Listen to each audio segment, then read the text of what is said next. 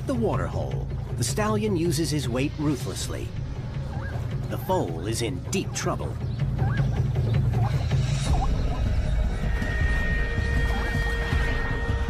Mom has an agonizing decision. To protect her child, she must put herself in danger. A loosened grip gives the foal wriggle room. Now Mom makes up her mind.